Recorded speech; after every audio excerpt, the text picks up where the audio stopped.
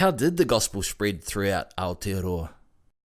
In the Anglican prayer book today, we sing the Poi, which was composed by the late Sir Kingi Ihaka. The Poi tells the journey of the gospel from the Bay of Islands throughout the North Island and into the South Island by effectively Māori evangelists. So Taumata Kura, Ihaia Te Ahu, and many others who were involved in the proclamation of the gospel. There's a wonderful story of the young girl Tarore, who was the daughter of the chief. Tarore herself had received Christian education, and she had the Gospel of Luke in her possession.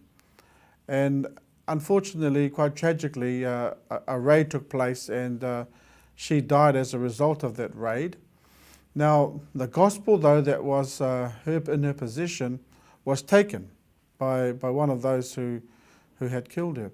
Now, the person who took the gospel had another slave who could read, and then began to read the Gospel of Luke. Now, that gospel ended up into the South Island.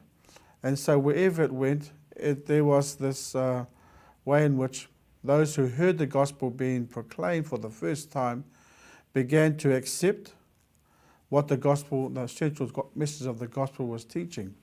And so you can see in the mid-19th century where missionaries, Pākehā and Māori together, who had this great desire to share the gospel, to proclaim the gospel, was having an effect. And of course, at the same time, they were beginning to learn how to read.